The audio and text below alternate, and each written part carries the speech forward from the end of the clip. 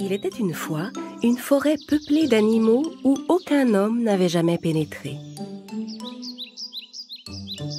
Malgré leurs différences, tous les animaux de la forêt vivaient en parfaite harmonie. Chacun d'entre eux avait ses propres caractéristiques.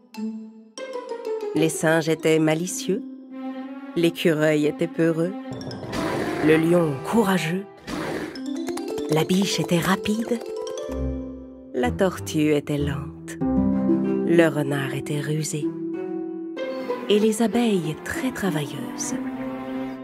Le seul animal avec lequel les autres ne s'entendaient pas était le corbeau arrogant.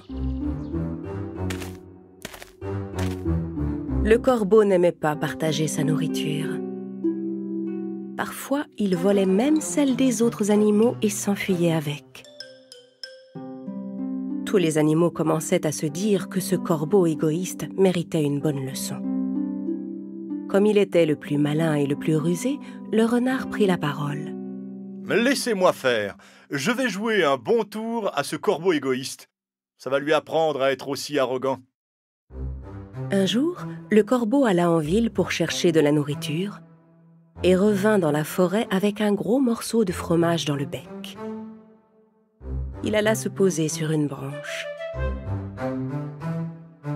Le renard, qui le surveillait de loin, décida de passer à l'action pour s'emparer de ce fromage.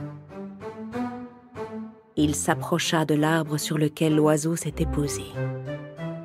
Le corbeau était en train de picorer le fromage qu'il avait posé sur la branche. « Hé, bonjour l'ami. Qu'est-ce que tu manges? Je n'ai jamais rien vu de tel. »« Ah, ça s'appelle du fromage. Les humains en mangent. » Je me demande quel goût ça a. Tu m'en donnes? Ah, pas question. Tu sais quelle distance j'ai dû parcourir pour le trouver? Eh bien, un jour, je partagerai ma nourriture avec toi et nous serons quittes. Mais qu'est-ce que j'ai à faire de ta pauvre pitance? Ce fromage est un mets très spécial. On n'en trouve pas partout. Quoi qu'il dise, le renard ne parvenait pas à convaincre le corbeau de partager sa nourriture. Le renard était malin, mais le corbeau n'était pas en reste. Le renard décida donc de passer à une autre méthode. Très bien, très bien. Garde ton fromage, je n'en veux pas. Mais laisse-moi au moins m'approcher et jeter un œil à ce fromage si spécial que tu ne veux pas partager. Mais quand le renard commença à grimper sur l'arbre, le corbeau effrayé reprit son fromage et s'envola avec sur une autre branche. Le renard alla se placer sous l'arbre où venait de se poser le corbeau. Mais celui-ci n'avait toujours aucune intention de partager. Le renard réfléchit un instant et décida de changer encore de plan. Quel est le point faible de ce corbeau? Il est égoïste, prétentieux et arrogant. Je peux peut-être tirer avantage de ses défauts pour m'emparer de son fromage. Mon ami, sais-tu pourquoi j'étais venu te voir? Pour ne pas faire tomber son morceau de fromage, le corbeau répondit sans ouvrir le bec. Pourquoi?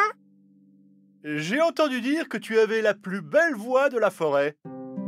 Il paraît que quand tu chantes, tous les animaux s'arrêtent pour t'écouter.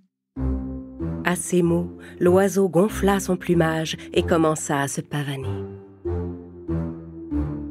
Chante pour moi, que je puisse entendre la beauté de ton ramage, dont j'ai tant entendu parler. Le renard avait touché le point faible du corbeau. Pour lui montrer sa belle voix, le corbeau ouvrit son bec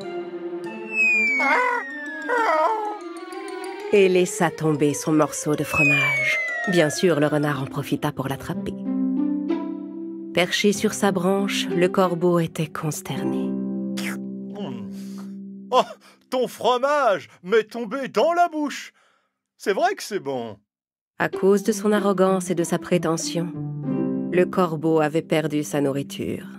Eh bien, mon ami, voilà une belle leçon. Tu ne devrais pas te prendre pour plus valeureux que tu n'es. Tu ne devrais pas prêter l'oreille à tout ce qu'on te dit et prétendre partout que tu es le meilleur. On trouve toujours plus malin que soi. Sur ces mots, le renard s'en alla et disparut dans la forêt, laissant le corbeau dépité. À partir de ce jour, le corbeau cessa de se montrer égoïste et arrogant. Il établit de bonnes relations avec les autres animaux et accepta volontiers de